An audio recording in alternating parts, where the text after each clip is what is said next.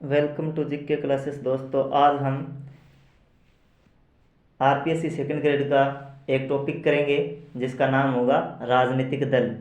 और ये अपने जो 30 जुलाई को पेपर होगा सेकंड ग्रेड का जीके का, उसमें बहुत ही इम्पोर्टेंट है और यहाँ से 1 या 2 प्रश्न पूछे जाएंगे। तो शुरू करते हैं।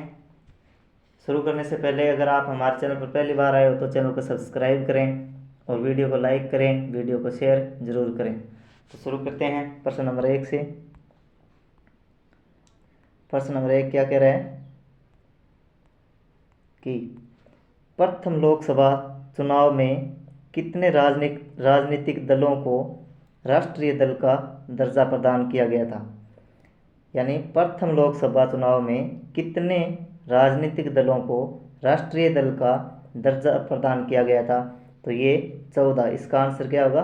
14 राष्ट्रीय राजनीतिक दल थे प्रथम आम चुनाव के समय। तो ये प्रश्न जो है मोस्ट है, क्योंकि ये पेपर में पूछा गया था। अभी जो पहले पेपर हुआ था जीके का सेकंड ग्रेड का, उसमें पूछा गया था प्रश्न कि प्रथम आम चुनाव के समय राजनीतिक दल कितने थे। तो ये 14 थे। कितने? 14। अगला प्रश्न देखो। भारत में एक राष्ट्रीय दल के रूप में मान्यता प्राप्त करने के लिए किसी दल को कम से कम कितने मत प्राप्त करने चाहिए। यानी राष्ट्रीय स्तर का राजनीतिक दल बनने के लिए उसको कितना, कम से कम कितने मत प्राप्त होने चाहिए। तो इसका बी ऑप्शन सही होगा। 4% वैध मत 4 या अधिक राज्यों में। तो इसका 4% जो है मत प्राप्त होने चाहिए राष्ट्रीय दल बनने के लिए। ठीक है। अगला प्रश्न देखो। भारत में दलीय व्यवस्था किस प्रकार की है। यानी आपको बताना है कि भारत में जो दलीय व्यवस्था है वह किस प्रकार की है। क्या वह एक दलीय है क्या? तो इसका ये नहीं होगा। द्विदलीय है क्या? तो ये भी नहीं होगा।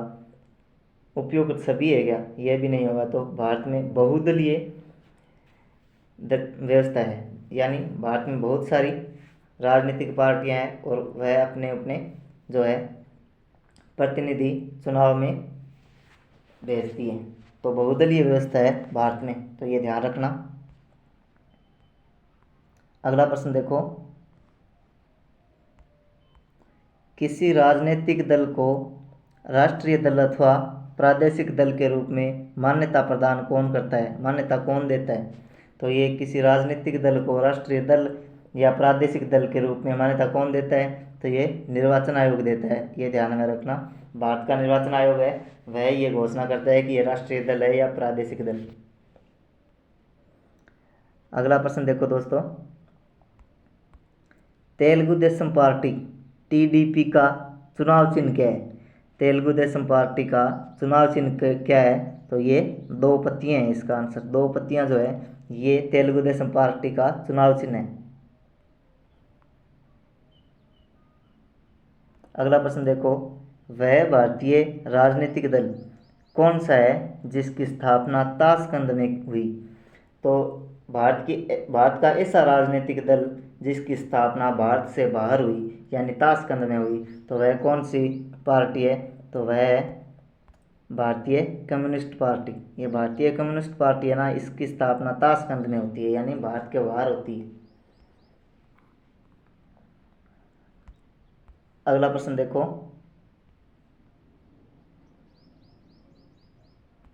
निम्नलिखित में से किसकी स्थापना BR अम्बेडकर द्वारा की गई। यानी भीमराव अम्बेडकर ने भी जो है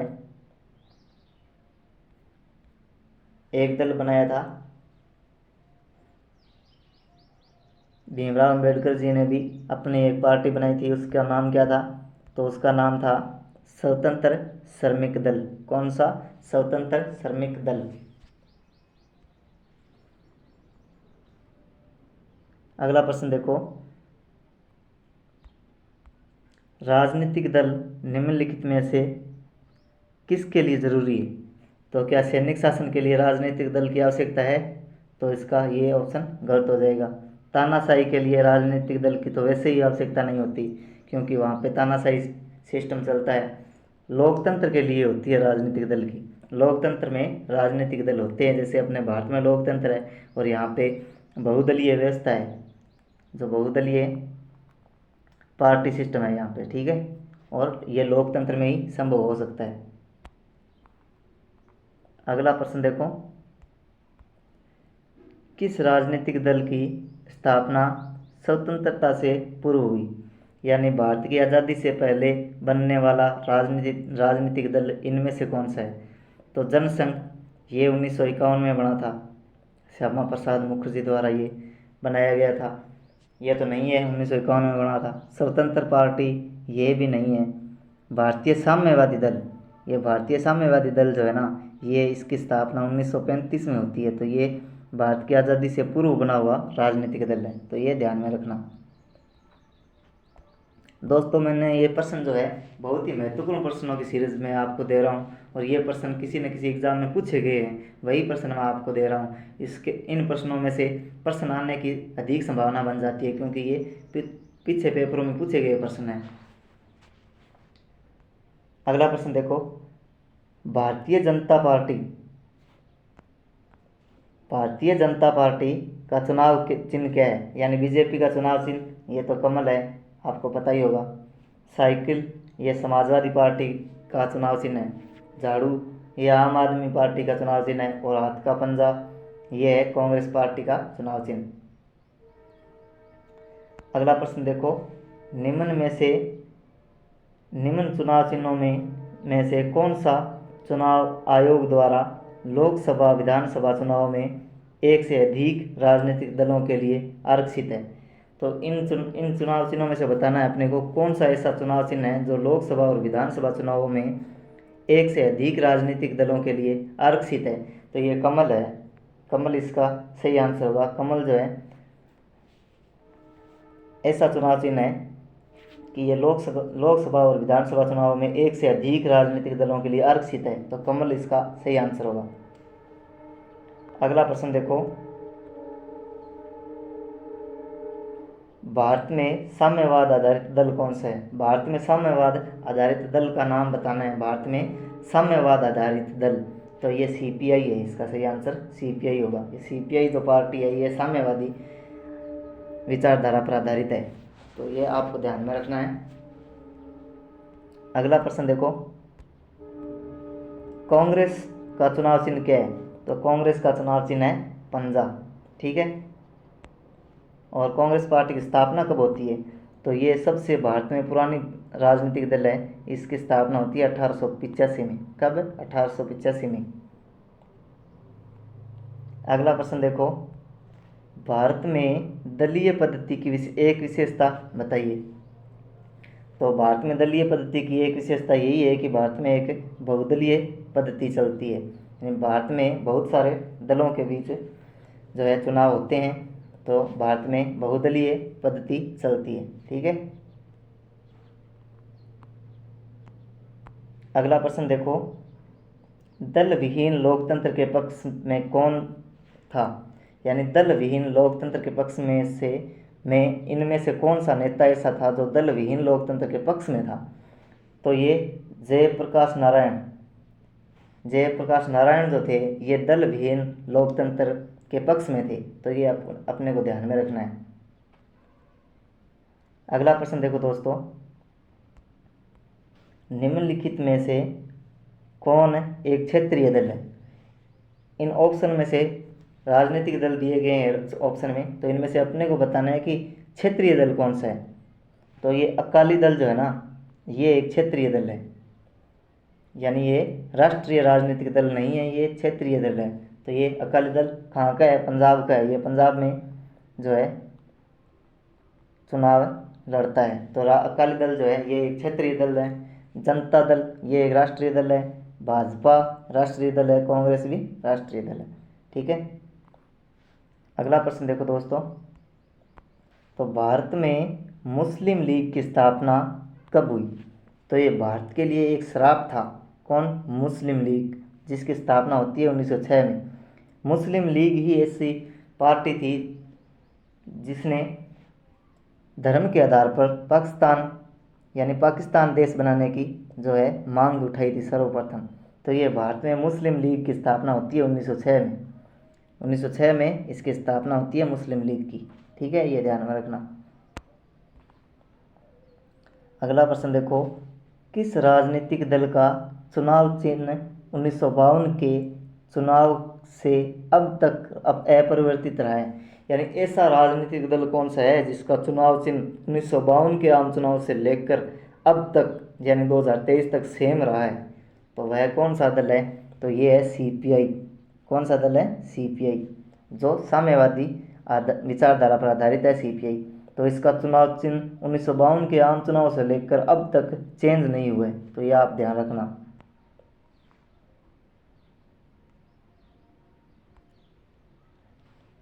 अगला प्रश्न देखो,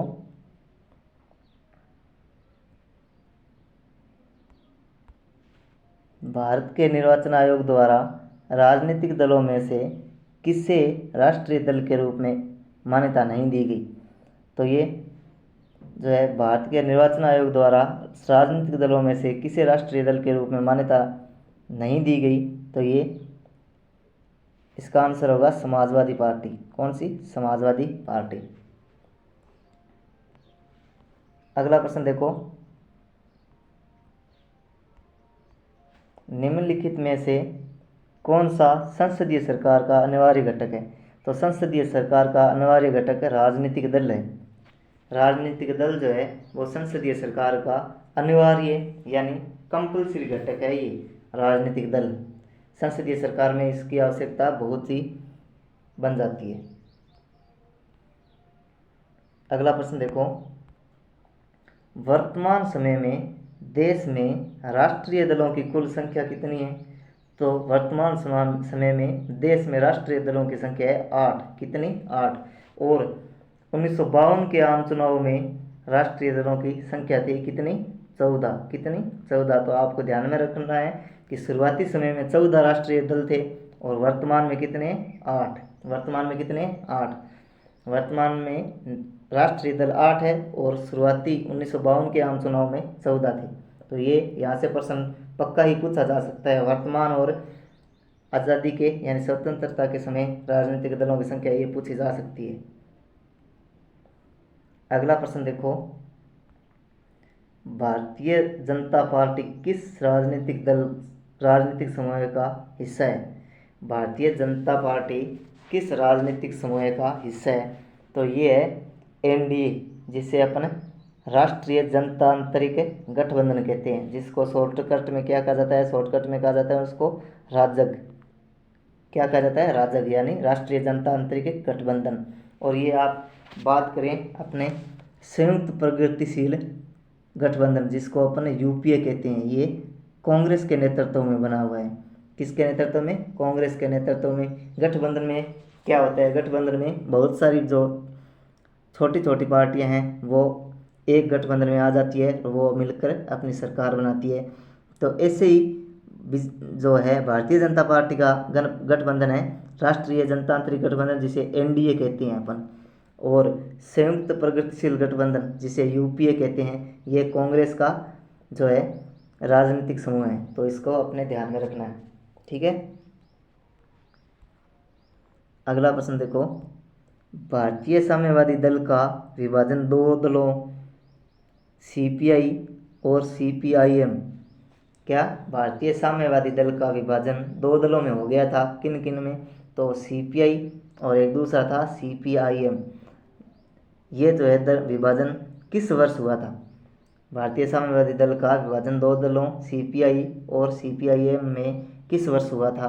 तो ये हुआ था 1964 में। ये अपने को ध्यान में रखना है, मोस्ट इम्पोर्टेंट प्रश्न है और पेपर में पूछा भी गया है प्रश्न, तो इसको मोस्ट कर लेना। और ये प्रश्न पेपर में रिपीट हो सकता है। तो ये 1964 में विभाजन हो गया था भारतीय साम्यवादी दल का दो दलों में। कौन कौन से में? सीपीआई और सीपीआईएम में। ठीक है। आज का अंतिम प्रश्न, भारतीय राष्ट्रीय कांग्रेस का गठन किस वर्ष हुआ? तो भारतीय राष्ट्रीय कांग्रेस का गठन जो है ये हुआ था 1885 में। कब हुआ था? 1885 में हुआ था। और किसने किया था? तो ये एक अंग्रेज अधिकारी था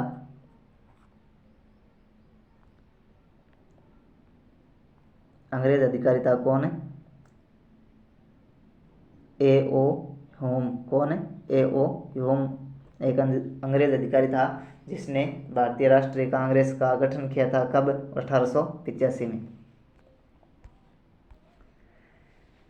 बात करें दोस्तों तो ये दलीय व्यवस्था कैसी होती है, तो दलीय व्यवस्था होती है, एक तो होती है एक दलीय व्यवस्था, ठीक है। एक तो एक दलीय व्यवस्था होती है जो यूएस यानी अमेरिका में है, नहीं है एक दलीय व्यवस्था अमेरिका में नहीं है, तो सॉरी ये है चाइना में। कहाँ पे है? एक तो चाइना में है, जहाँ जहाँ भी तानाशाही का शासन चलता है वहाँ पे एक दलीय व्यवस्था ही होती है। तो एक तो चाइना में है, एक उत्तरी कोरिया में है। उत्तरी कोरिया, भाई उत्तरी कोरिया जो जहाँ पे वो किम जोंग वहाँ का जो प्रमुख है, वही उत्तरी कोरिया में एक दलीय पार्टी है। तो ये आपको ध्यान में रखना है, चाइना और उत्तरी कोरिया में एक दलीय पार्टी है। और बात करें अपन द्विदलीय पार्टी, द्विदलीय पार्टी की बात करें तो इसमें प्रमुख देश कौन से हैं? एक तो अमेरिका आ गया, अमेरिका में भी द्विदलीय पार्टी सिस्टम चलता है। और एक आ गया यूके। कौन सा? यूके देश जो है यानी ब्रिटेन जिसका नाम है, ब्रिटेन में भी द्विदलीय व्यवस्था चलती है, ठीक है। तो ये द्विदलीय व्यवस्था के दो उदाहरण आपको ध्यान में रखने हैं, अमेरिका और ब्रिटेन। बात करें बहुदलीय व्यवस्था की, तो बहुदलीय व्यवस्था जो है कौन से देशों में है?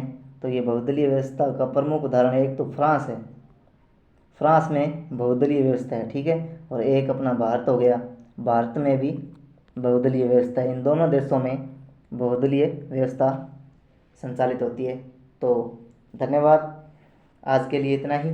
अगर आपको वीडियो अच्छा लगा तो वीडियो को लाइक करें और वीडियो को शेयर करें। अगर आप हमारे चैनल पर पहली बार आए हो तो चैनल को सब्सक्राइब करें। जय हिंद, जय राजस्थान।